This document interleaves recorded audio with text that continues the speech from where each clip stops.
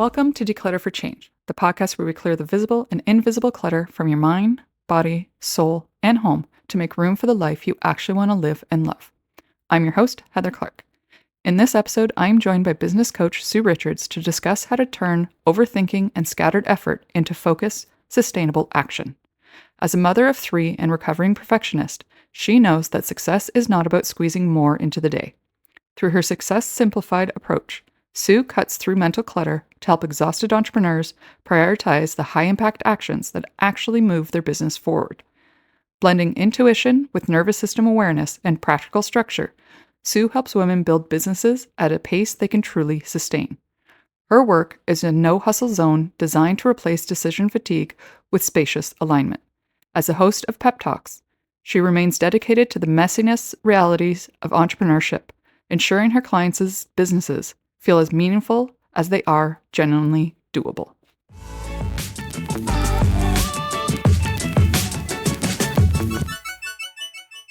Hello, Sue. How are you doing? I'm really good, thank you. Nice to see you, Heather. Yes, you as well. Okay, so today I know we are talking about something that is fantastic for the listeners because I know a lot of the listeners have that. They are absolutely up in their head, overthinking. They're like, yeah, I could totally, know what I need to do, but how do I actually do what I keep thinking about what I need to do? So thank you, Sue, for wanting to come on to this podcast, talk to our listeners. And can you let us know how you even got to being in the online space, how you got to doing what you're doing, and let us know why you do it? Okay. I will shorten the story slightly because it's quite a long, convoluted, slightly patchworky story. But where do I start? I've been in the online space. So answering that question, I've been in the online space for, pre-COVID, but not long pre-COVID. So mainly it's been since COVID. Prior to that, I was working as a personal trainer and nutritionist. Face-to-face predominantly. I was doing some nutrition work online, but most of it was happening in person. We then moved down to Devon, where I now live. So I'm in South Devon in the UK. And then we hit COVID like 4 months after we moved here. So literally everything had to go online because I had no choice. And I've pretty much stayed online since then. I do the occasional in-person thing, but most of my work, even with my local clients, most of my work is still very much online. I started in personal training and nutrition. That evolved into more of like health and well-being and mindset and habit change, so behavior change type work, but still very much in the health and well-being space. And it's just naturally evolved into what I do now, which is more business mentorship. Still thinking about behavior change, still thinking about habit change, still thinking about the importance of your health at the forefront of building your business. But also what I've realized with the work I've been doing and the way it's evolved is that most of my clients, as you mentioned, are sat in that overthinking, overanalyzing, overwhelmed, indecisive place. And I can help them cut through that noise and not to be too corny, but to declutter their thinking and to declutter the actions that they take so that they can start moving their business forward in the most simple way possible, but moving them towards the vision that they have for their life and for their business. I do some of the thinking for them. But I also encourage them obviously to think for themselves and very much about empowering my clients. But it is very much about cutting through that noise and getting to the crux of what actually needs to be done right here, right now, to move your business forward. And let's park everything else for now. And then we can, we can look at that later down the line, but let's get the 1, 2, or 3 most important actions in place now, and then we can build from there. How I've got here, I don't really know. I'm with the same thing. I kind of fell into the decluttering stuff and then brought it online. I was like, all right, let's do this. So I totally get that. Not sure how I got here per se, but I'm here, so let's do it. I have little bit of backstory. I have an accountancy qualification, so I qualified way back in the early 2000s. And I've been teaching accountancy and tax since then. So I've got quite a business focused head on my shoulders from that angle. I've obviously got the personal training and the nutrition bit over here, and I sort of blend the two together. And I always, for a very, very long time, I pushed the accountancy and tax stuff to one side. I was like, this isn't coming into this field of work. This is nothing to do with what I do. As much as you could over there as a separate entity, and this is my niche. And it's literally been in the last 6 months that I've gone, okay, accountancy and tax, you can come and sit at the table with me now. That's okay. I'm happy to admit. Just be a little quieter, Yeah. We've got to still figure out how you're coming into this. But the thing is that all of that is impacted. Like, so our business is not just about business. Our health is affected by it. If we are, as a lot of listeners get to that point, and I'm sure a lot of your clients have gotten to this point too, to the point of burnout. Like you even said in your description, like, you got to your burnout stage. That's huge. Like it takes a lot to get to that point.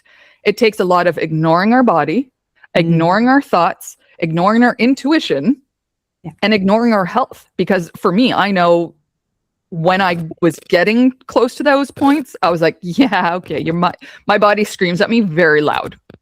Yeah. And I'm like, but it okay. whispers for a while first. Yes. I was like, so if I don't listen to it and I just continue to ignore it, it won't even just scream at me. It will just be like, fine, I'm out. I'm done. I'm shutting down. Yeah. Yeah. And do you find a lot that with your clients as well? Like, do they come to you right before that point because they know that something's off, but they're like, I don't know what it is? They vary. So if I'm thinking about my current client base at the moment, I've got one lady who is very much at that point and is really, really struggling to let go of. She's a client-focused, service-based practitioner, and she's finding it very, very hard to let go of some of her clients, which is what she needs to do because her diary is absolutely squeezed. And we even had a conversation this morning, a WhatsApp conversation this morning about the fact that she's disappointed because she's lost another client to another provider. I'm like, but the whole point is you've got too many clients as it is. We need to let go of some of these clients because you are teetering on the edge of burnout. She's very well aware of it, but is really struggling to pull herself back from it.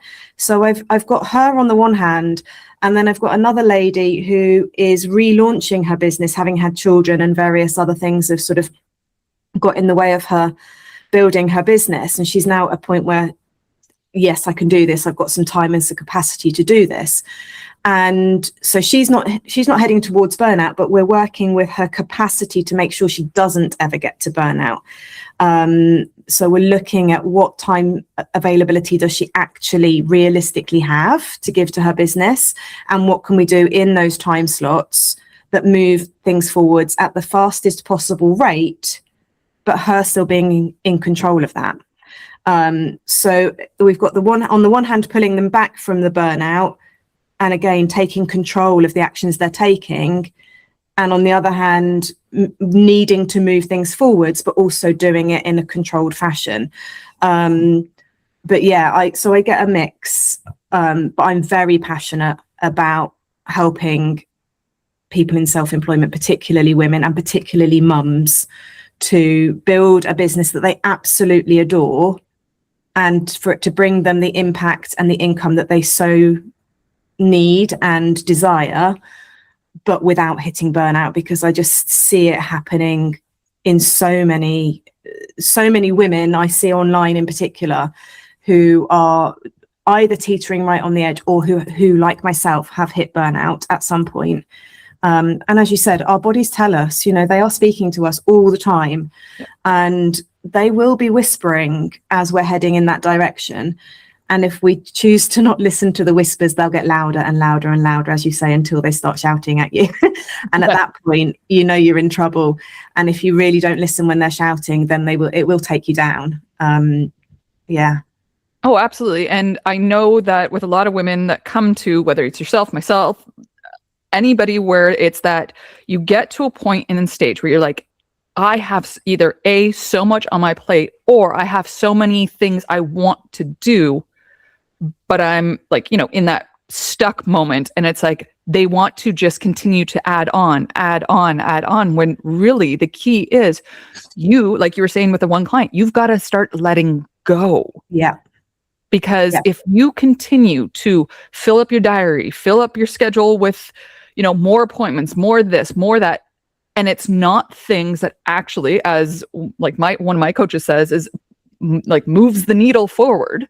Yeah. And it's just the quote unquote busy work. That's where I find that the burnout really comes in, because you think you're doing all this work. You think you're doing things that are, moving things forward in the business, but really it's just that busy work. So you can tell yourself, hey, I got a lot done today. But then when you really like go into it and go, but did I? Or did I just continue to add tasks just so I can check them off, add another thing so I could check it off? But it didn't really move the business. Yeah. No, absolutely. I've got various clients who historically would literally be in that busy full mode because they get a dopamine hit every time they tick something off their to-do list. Listen, I am guilty for already doing something and still putting it on my list so I can tick it off. No, I mean, you would do, right? You would. Of course you would.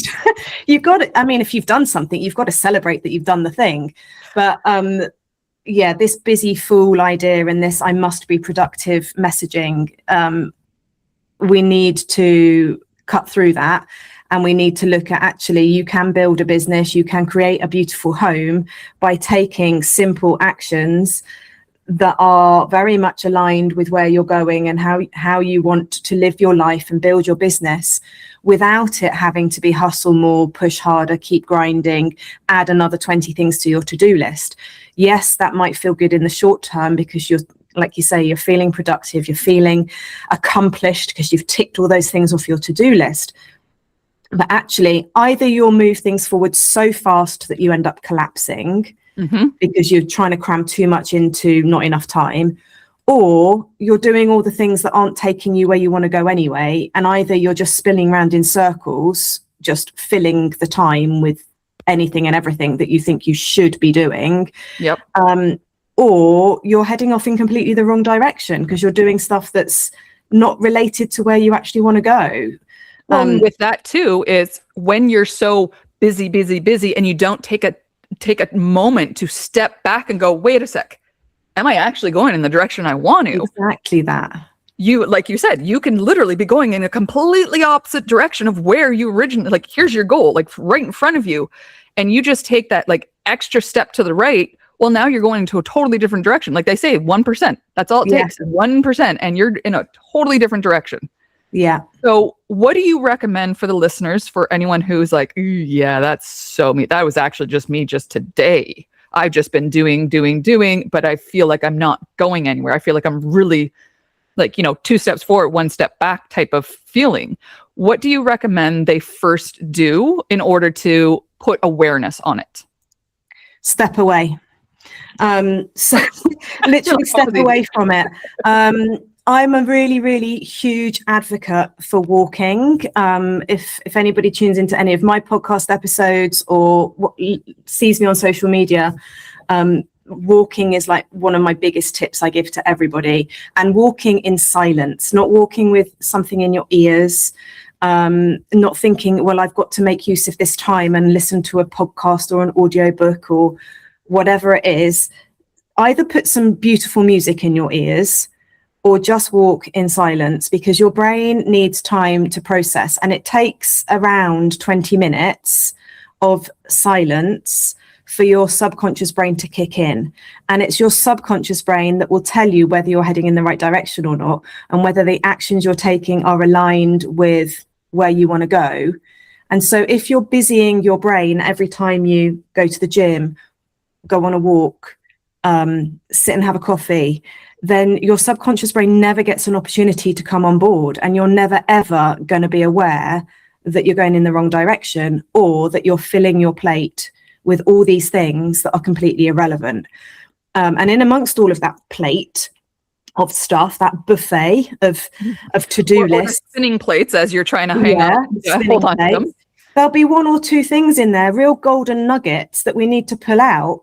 but we don't know which ones they are, because they're probably at the bottom of the pile, muddled around with all the spaghetti that's piled on top of it. Mhm. And we need to untangle that. And the only way we can untangle that is by stepping away, which feels really damn uncomfortable if you're somebody who likes the dopamine hit of the ticking the things off the to-do list, likes being in busy fool mode, likes the sense of accomplishment at the end of the day when you think, well, I've done that and I've done that and I've done that and I've done that. But actually, if you're not moving forward, the best thing you can do is stop, because then you can look around you and go, if you imagine the analogy of being out on a walk and you don't know where you're going, you stop, you look at a map. You don't just keep going down the street, up the street, down there, whatever, and go, wait a sec, was I here already? Exactly. I think I was already down the street. You don't just keep going, do you? You don't just like, well, I'm going in this direction, so I'll just keep going for miles and miles and miles and miles. You're like, oh, crikey, I've got a bit lost. I'll stop. I'll reassess. How the hell do I get back to where I want to be, or where I started from? And we need to do that in life and in business as well. And so the stepping away piece for me is probably the biggest tip I could give to anybody, as hard as it might feel. And that's it. Like a lot of, like, as I know, before 2026, I'm going to say that me just sitting down and not doing that. Like, I don't watch TV. So it's not like I even sit on the couch at the end of the day and watch a show or watch a movie or whatever. I'm like, okay, I'm working until whatever time, or I'm, with the kids and being a mom. So I felt myself like constantly just in go mode. Whether that was good or not was not something I was even going to pay attention to before this year. And then this year it was one of those things where I was like, no, I need to literally pull myself out of everything and go, what is happening with me? What's like, my kids are older. Like, my son's about to be an adult this year. My daughter's just turned 14. So it's like, things are changing in their lives. Therefore, things are changing in my life too, because I don't have to worry about them, I can actually go on a walk for half an hour and leave them home by themselves. And I've been able to do that for a while, but it's, yes, I know some listeners listening have young kids and maybe they don't have that opportunity, but you have to also create that opportunity. You have to schedule it in. Like, for me, I actually started, like, one of my things at the beginning of the year is I always do like a level 10 life. Like, I analyze my life in 10 areas. It came from Hal Elrod on The Miracle Morning. Yeah. And I've been using that since probably, I think the first one I found was like back in 2018.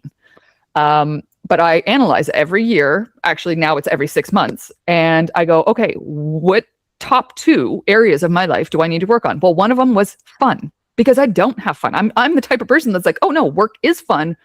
But then I do have to step away. And I find that that's with a lot of people who have the online business that are doing something they do love, but you still do have to walk away. You have to intentionally step away from it in order to, like you said, just go for that half an hour walk with nothing. Do not, I don't even do podcasts. I don't do whatever. I have actually just like a pencil and a notepad. Wow. Just in case. Real old school. I know. I absolutely am. Like, I'm literally like, all my notes are pen to paper, pencil, whatever. I do pencil because I'm in Canada and sometimes our pens are too cold in the spring, winter time. But that's what I do. It's as I'm walking, my phone's not with me. It's usually in the house or whatever, etc. And it's writing those moments of like, okay, instead of overthinking it, I just go, okay, here's a note. I put it in, point form. And then when I get home, and when I give myself time, and that's usually what I do, I said, give myself an extra half an hour after that walk, or later on when I can, to sit down and go, okay, what was this thought as I was on the walk? What was it? But I find, like, do you find that a lot of times, like with the clients that you work with, they're not scheduling in that me time, that fun time, that anything beyond the business time? Yeah. Or they're scheduling in so much of it that they're not actually moving anything forward. So again, it's that sort of opposing ends of the scale. If I go, like the lady I was speaking about earlier, who's teetering on the edge of burnout, she literally shared with me on this WhatsApp message that she had experienced a moment of happiness over the weekend and it felt really uncomfortable. And I'm like, oh God, that's something we need to work on. Yeah, like that. We're that's not a good place to be. On that one. But then, I can have other other clients I've worked with who are enjoying life so much that actually the business isn't moving. So it's about, like you say, it's about the intentionality behind it. We do need to have fun and play and pleasure and happiness and enjoyment. It's part of living a human experience, right? It's part of being this amazing person that you are on the planet, rather than being a human doing.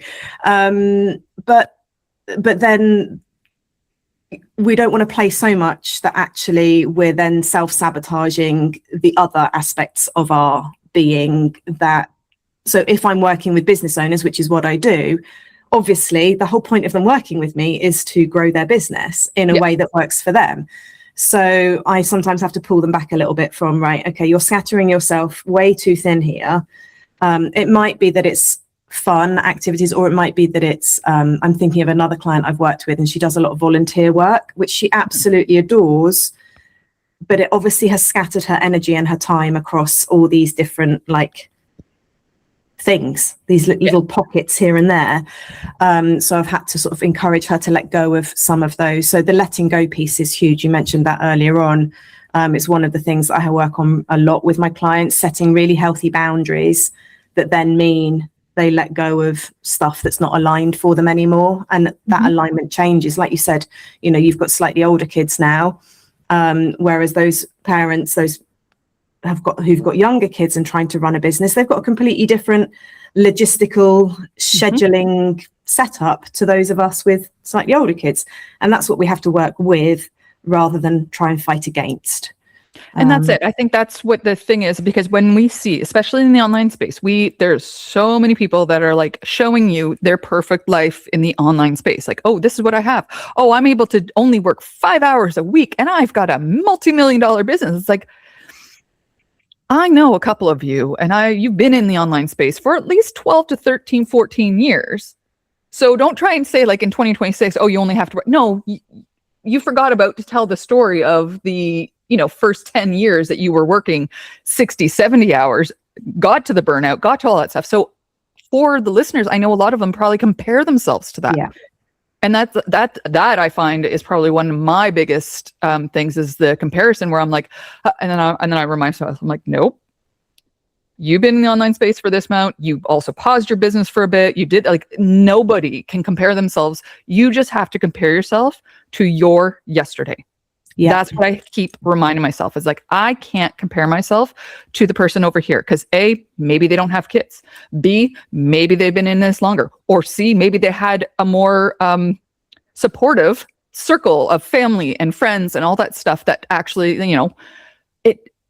we don't know everything. So when we compare ourselves to other people, it's like, we're not comparing apples to apples. We're comparing apples to like a desk. Like it's so different. Yeah. And I find that with especially like we were talking about, business women, I find that there's also something to prove. Do you find that as well? Yeah. Yeah. Again, it varies client to client. But yeah, most of my clients, and myself included. Oh yeah, listen, I'm only speaking because of something that I've already experienced. Yeah, I mean, like, the work I do is because I've been through a lot of what they're going through. So I can, I'm sort of a few years on from where they are currently. But yeah, I think particularly as women, particularly as high achieving women, the ladies I work with are all high achieving, very intelligent women who probably proved themselves all the way through school and university and what have you. And we're doing really well. And then life has got in the way along the way, and they've chosen to leave corporate for whatever reason, often because they've had children, and it's just not sustainable to stay in corporate if they want to also be a mum to their kids. Yep. But yeah, definitely something to prove, and often to prove to themselves rather than to prove to anybody externally. I think I know that there's somebody that I used to want to prove myself to. It was my dad. And he's actually passed on many, many years ago, but I still for a long time felt I wanted to prove something to him. But now it's proving something to me. But that's more from a healthy space, because it's in my control. Yes. I can choose how far I want to go to prove to myself, and I can go at a pace that feels good and sustainable, rather than it being a proof to somebody else where you feel that they're the ones in control. So a lot of my work is about you taking back control of your own actions, your own thoughts, your own destiny, really. And yes, it's about building a business, but it's about building a business that absolutely honors where you are in your current life, and also the stuff outside of your business that really matters to you, and making sure that all of that stays in a healthy balance. And obviously, you know, 1 month to the next, you might be a bit more business heavy 1 month, but it's about the balance over time, and knowing that when it gets out of balance, that you can start to pull it back again, to get to that ultimate vision. Yeah.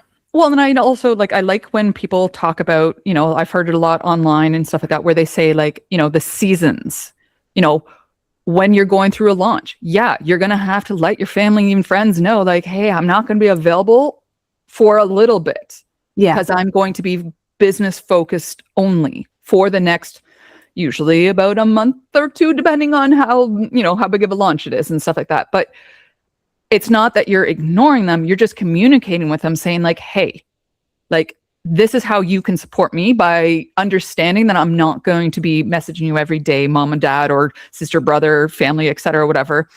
And then also, if you have a partner with your kids, saying, hey, partner, can you help me while I'm going through this launch or while I'm going through this? Knowing that at the end of it, we can switch it around, because again, you get to choose again after the launch. Okay, cool. Now you move back to the family. You take that week off after the launch, because that's usually, you know, the week you need away from all the technology, all of the things, all of the marketing. And you go with your family and say, hey, listen, we can, you know, I'll take them away, or we can go away for a couple of days, a weekend even, as a family. And it's family focused only. I won't even talk about business. And then that's when you go, if you have, you know, employees or people working with you, you say, hey, I'm taking these weekends off, or this weekend off, or whatever, to go with the family. Like, it's just a matter of communication, and it allows that balance to be like, yeah, you can be business oriented for a moment, but if that's it, and that's all you're doing for years on end, months on end type thing, your family's going to feel it. Your kids are going to see it. Like, yes, they see, like, my, you know, kids see me doing podcast episodes, and I usually get them to stay in the room, etc.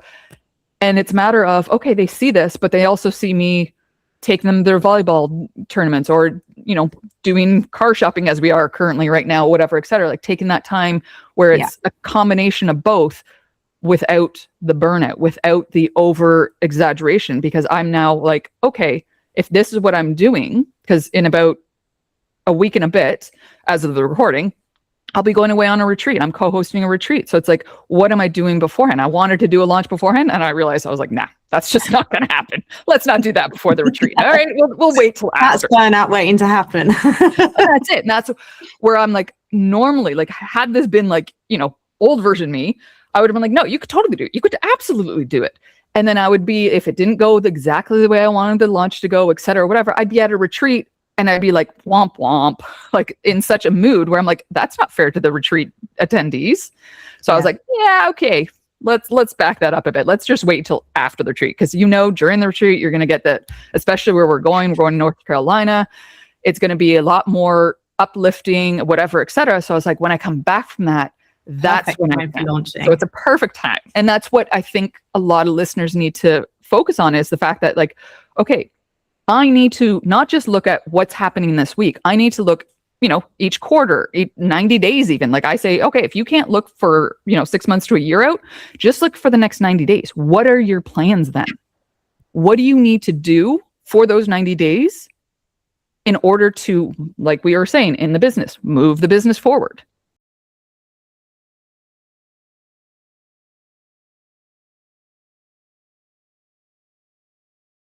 So do you find with the clients, like, what is something that you tell them when it comes to their business to focus on in order to move things forward? So I take my clients sort of through a step-by-step process. And the first thing we focus on, I literally call it setting the sat nav. And we were talking earlier about maps and things. Literally, you know, the analogy of when you get in a car, you're going somewhere that you don't know. You don't just get in the car and drive off. You get in the car and you work out or before you've even got in the car, you work out how you're going to get there. So that's the very first thing, is really understanding what it is they're aiming for and where they're heading for, and understanding their constraints along the way, because there will be constraints. Whatever phase of life and business you're in, you will have constraints. It's just whether there are many of them or not so many of them, and how much of them will impact on you moving your business forward. But that's where we start, because then everything comes back online, like everything comes back to what's your vision. So without that, you don't really know what actions you need to take. So is your vision that you want to be able to work 2 days a week and have the other days off to spend with your family? Or is it that you want to work full time? Or is it that you want to speak on a stage? Or is it that you want to write a book? Or is it that you want to only ever work online on a one-to-one basis? You know, what is it that you want to do? Partly from a business perspective, but from the holistic perspective, how do you want to feel? What do you want to do with your days when you're not working on your business? All of that stuff, because it all matters. So that's where we start. And then we build from there. And like you said, like, we're going to put it towards the car part. Like, if you want a business, great. That's awesome. What do you want the business to do? Yeah. Who do you even want to help? Yeah. Like, I know my biggest thing, like at the beginning, when I first came online with my business, I was like, I just want to help everyone. Well, finding out you don't just help everyone. Like, you literally cannot do that. And this is why, they say, find your ideal client avatar type thing. Well, then as I grew, the person that I would help. So like, before I used to help men and women. Now, can I still help men? Obviously. But I found that women over 40 were the ones that held on to a lot, because we're literally, our bodies themselves are going through a change. So when that happens, and of course, my whole thing is the mind, body, soul, home. So it's like, when those things happen, the clutter continues. If you're not removing it, it will just continue and continue. And like we were saying at the beginning of this podcast, is as women, we want to try and do it all. We're trying to, prove ourselves to somebody, whether it's your parents, whether it's, your partner, whether it's kids, whether it's your old boss or your friends or whatever. And again, as we said before, just do yourself, like compare yourself to yourself and try and just prove it to yourself. Yeah. Because you know what? You're the only one that, you can't get away from. You are literally in your thoughts, your emotions and everything, and only you know those. You cannot understand other people's emotions. So having that goal, having that idea has to be the first step, or has to be like, you can't just, I want an online business. Great. What do you want to do? Well, I don't know. That doesn't help, because especially nowadays, there are so many different online businesses that you can go any direction. Yeah. Any direction. And I bet you can find somebody that's already doing something to do with that topic. Of course. Yeah. So, but if you don't have that goal of, okay, where I actually want it, yes, sure. Many people online are like, oh, $1 million, 7-figure, this, that. I know a lot of people that's not their goal. No, that is absolutely not their goal. Like, I've got somebody who literally says, I just want to make enough so that every year my family and I can go on 2 vacations. Yeah. I said, cool. What's that number? Oh, well, I don't know. Well, but then how can we get to it? How do we know we got there if you don't know what it is? Yeah. But I love the emotional connection to that, because I find it very difficult to set monetary goals for myself. I have done it in the past, and when I've not hit them, I've beated myself with a stick. So I've stopped doing that, because it's not very pleasant. And then you sort of go down this like horrible rabbit hole of, oh my God, I'm shit at what I do, and nobody wants to work with me, and all that crap money monkey mindset coming into play. The naughty monkey comes out. Whereas I have, like your client, I've set a goal that I want to take our family skiing. Now, I know I haven't put an exact number on it, but I know roughly what that's going to cost us. And I know that when I hit that goal, that's going to be a real sense of achievement. And that's when my pride will kick in. That's when I'll be so, pleased and proud of myself, and I'll have proven to myself and all that sort of stuff. But that for me has an emotion attached to it because it's an experience. It's what the money can enable me to do. Yes, we need money because otherwise we're running hobbies, right? But ultimately for me and for many of the clients I work with, I think it's the same. It's about what the money can enable them to do as opposed to the money itself. And so I think if we can attach something like that, instead of going, well, I want to earn, I want to bring in £5,000 a month, and it just being some sort of arbitrary number that we've just pulled out of the air and stuck on a. Like, where is that money going? Like, what is the point of 5,000? Why not 4,000? Why not 6,000? Exactly. Yeah. And it's almost like you're just trying to tap into somebody else's expectations and somebody else's goals rather than the ones that actually resonate for you. So I think, my clients, we don't really talk so much about monetary visions. We talk about like the feelings and emotions that they want to generate and how they want to live their lives and how they want their business to feel and look, as opposed to, yes, they want to bring money in. That's inevitable, right? And that's it. Like you said, like if we're not bringing in the money, we have a really, really expensive hobby. That's it. But all of my clients are very much heart-led, passion-led business owners. And so for them, it's much more important that they create a lifestyle that they love by building a business that they love. And so that's what we focus on, rather than have you hit your target numbers for the month. We focus on the sense of, the feelings and the emotions associated with doing that. And is it allowing them to be with their kids? Is it allowing them to still cook dinner for their kids every night? Is it allowing them to have amazing experiences with their family, and so on and so forth? That's what we. And not only that, but it also gives that, okay, if you haven't cooked, like let's say they want to be home every time to cook them dinner, whatever, that is so not mine. I can tell you that right now. I want to hire the chef to cook us dinner or whatever and have the prep meals. But anyways, let's say that is, one of the listeners' goals is to do the dinner for their family every night and be, as a family, sitting at the table. Well, you'll know that you're not hitting that goal because you didn't sit at the table. Exactly. Like, it doesn't necessarily mean like, oh, I didn't make 5,000 in my business. It's, I scheduled an appointment. I didn't hold my boundary with this is what I actually wanted to do. Because I find that when you do it once, you let it slide once, then the second time, and then the third time, and then all of a sudden it becomes a habit. You're now looking back going, crap. And now you're having to undo a few things. You're having to be like, oh, well, you were available at this time. Yeah, well, I've changed, like things have changed. Well, no, the boundary just wasn't there and solidified. So when you put it in that sense of like, no, emotionally, what do you want? And then from there, let's put up the boundaries from the beginning. Yeah. Because I find that it's a lot harder to retrace your steps, try and go back up, et cetera, especially if you've got a team or you've got clients that have been used to you being available at a certain time. And all of a sudden you're like, no, actually I should never have been available at that time. Yeah. It's hard to explain, isn't it? Hard to explain away to those people outside of you. Yep. Why you've changed that. Yeah. Is there something else that let's say they've gotten to that point. They've gotten to the point where they're like, okay, this is what I want. I kind of like, I did a teeter-totter with it and stuff like that. What is something that you would suggest that they start doing, or as we talk about, stopped doing in order to get back on that track?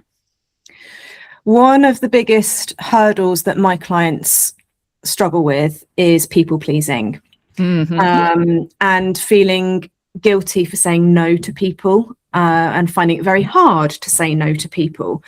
And so one of the biggest boundaries that we work on is them learning to say no in a healthy, loving, kind way. Because as they start to learn, or as my clients learn, is if you're saying no to this thing, it means you can say yes to that thing. Yep. Equally, if you're saying yes to this thing, it means you have to say no to that thing. So you need to decide where your yeses and your nos go. And if you're constantly saying yes to everybody else and everything else outside of your being, and you're saying yes to things that are outside of your vision, then you're saying no to stuff that's inside your vision. Yep. So coming back to the idea of the family dinners, if you're saying yes, as you just said, if you're saying yes to appointments at 6 o'clock at night, and therefore that's affecting you having those family dinners, you're saying no to the family dinners. And if they were on your vision as to what something you wanted to bring in, then you can immediately see that there's a problem. And yet sometimes it's not so immediately obvious, but always, if we say yes to one thing, we have to be saying no to something else. We can't be saying yes to everything, because that's when we end up in burnout. Well, if you, I don't know if you've ever watched the movie, because this is a movie I have watched in the past, is I think it was like with Jim Carrey, and he says yes to literally everything. And yeah, it's great. It brought him opportunities, but the amount of like stress and mental and emotional things, now, mind you, obviously I read into the movie a little more, but if you say yes to everything outside of your goals, outside of what you said you really did want, like we're saying, you know, the family or even your partner or a vacation, and then all of a sudden you're like, oh, well, there's a business retreat that I'm going to go to, and that, you know, falls on the same time as what we wanted to book, that again, like you said, the guilt is coming through, the shame of, oh, well, I said I wanted this, but I couldn't do it, and now I have to do it again, and I'll have to, you know, explain to the kids or explain to the partner, etc. Like, as opposed to just, again, what we talked about earlier, step back, look at it, and go, wait a second. Right. Yeah. I said this is actually what I wanted. Let's get me back towards that, even if it is, you know, a little bit at a time, and then, you know, say no. And like you said, it doesn't. You do not be a dick about it. Yeah. But you can genuinely say, no, that doesn't work for me at that time. Can we do this time? So you can pick a different day and a different earlier time than 6 o'clock at night. Yeah, exactly. And I actually think people respect others that say no. Mm-hmm. And I also think by us saying no, we encourage other people to say no as well. And it might not be no, it could be no, not yet, or no, not now. As you just said, you can do it on another occasion if it feels aligned. But I've got so many clients who bring things into their world that isn't actually aligned, and they're just doing it because they don't want to offend somebody. They don't want to upset someone. And so they're saying yes willy-nilly without any intention behind it. So it comes back to what we were speaking about earlier. It's about having that vision and also having intention about the choices you're making. What is this decision I'm making? You know, where is it helping me get to? Is it something I want to do because it sounds great and I think I'll have a great time, and actually it will boost my energy? And even though it's not aligned with my vision, because it boosts my energy, I'll then come back to my business feeling, you know, high on, recharged and everything. Yeah. Recharged and ready to go and really aligned. Great. That's a great yes. Or is it, I'm going to go to this thing because I feel like I should, and I might miss out on something. So the whole FOMO impact comes into play. So it's very hard, I think, when we see all these shiny objects and we see all these incredible things that we could get involved in or go to. It's very hard to often say, no, that's not aligned for me.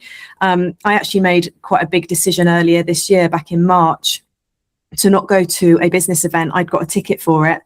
And I decided I wasn't going to go because I'd been to a similar event back end of last year, and a huge event, very energy sapping for me as a natural introvert. I take on everybody's energies, and then I come away from these things, and it's great fun at the time. I had a great time back end of last year, but I lost 2 days when I got home from it because I was just so depleted.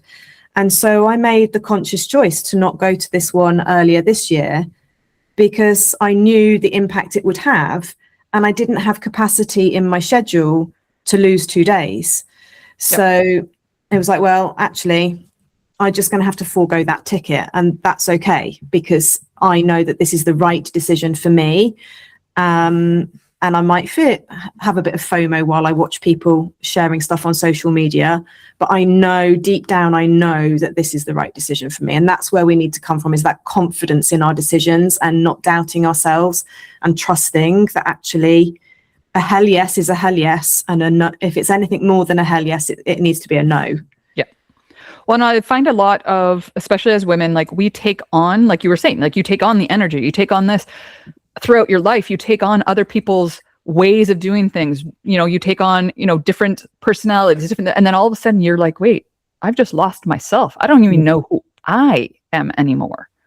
And so it's like, how can you, when you get to that point, because again, I've gotten to that point, and a lot of my clients get to that point. That's actually why we, let's strip away what isn't you, what truly isn't whatever. And once you declutter all that stuff and you get to the point of who you really are, moving through life is so much easier, because those no's become a no, like a strong no, because that's not aligning for who I am now and where I'm going. Because a lot of the times we say no or yes to who we were, or who we think we are, not who we actually are.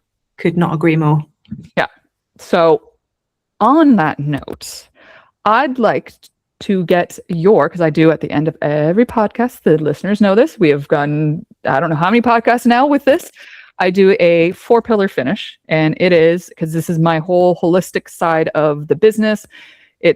You can't just declutter the physical stuff. It's the mind, the body, the soul, and the home. So if you could give our listeners a little tip, whether it's the business or personal side, on what they could take away after listening to this podcast episode.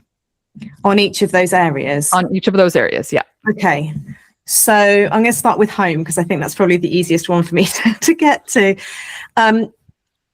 So when I'm decluttering in my home, I just start with one drawer.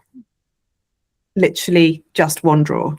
Love it. And it usually then snowballs into like chaos of me emptying everything out. But I mean, with all of these things, with anything I ever share with any of my clients, it's always about starting small, right? You start with the smallest thing and then you build from there. So yeah, for the home, I would say start small. For the body, I would say, as I said earlier, walking. But I would, again, start with 5 minutes, start with 10 minutes. Yes, ultimately, I would really recommend people get out there for at least 20, so that subconscious brain kicks in. But if you haven't got that time, or you can't feel that you've got that time at the moment, start with 5 or 10 minutes and build up from there. I would also, for the body, just a second tip, water. Yes, huge. That's a huge one. Yep. What were the other ones? Soul. Yep. For your soul, do something every day that makes you smile. I love that one.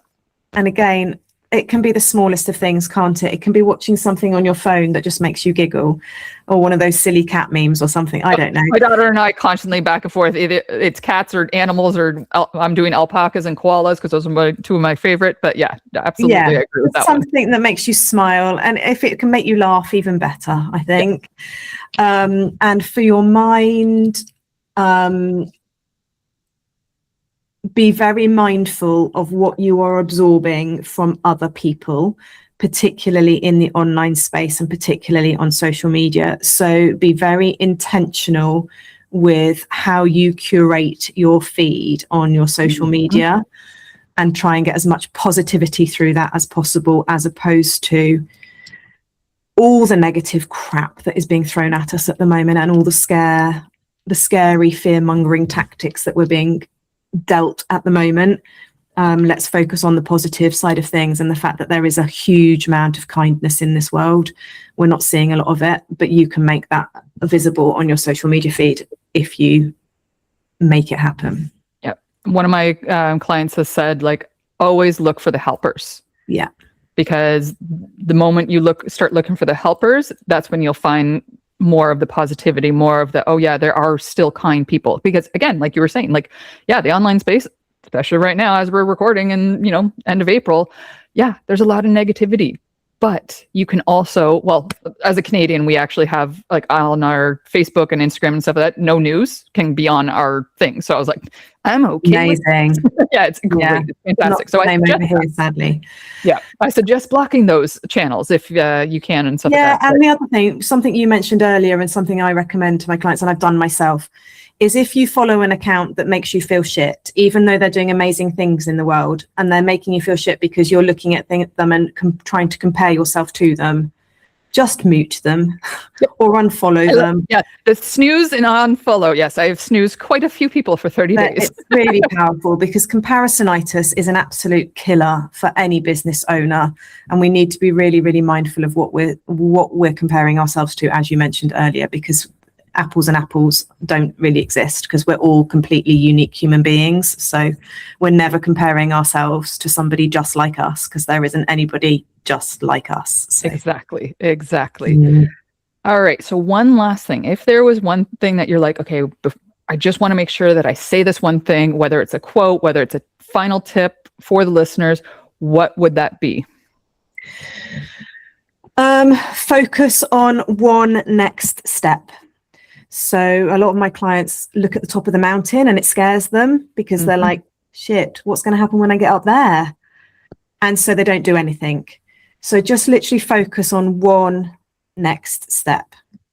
Get out of the car in the car park, put on your shoes. That's your first next step. Then you can worry about taking the next step up the mountain, but just get out of the car and put on your shoes. There's 2 steps, I suppose, but keep it simple and just stop worrying about 12 months away. Focus on today and tomorrow and that first step. Beautiful.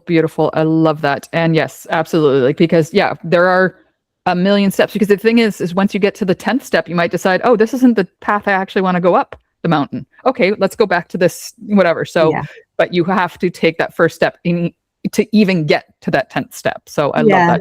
And confidence comes from action. It doesn't come the other way around. We have to start to get confident, not wait for the confidence before we start. You can think confidently all you want, but until you actually put your body into, and your nervous system into that space, you're not going to know how it actually reacts to it. So no, exactly. That's fantastic. Thank you so much, Sue, for joining us. And listeners, all of her links and stuff like that. And she's got a freebie that she does every week and stuff like that. So those links will be in the show notes. Amazing. Thank you so much for having me.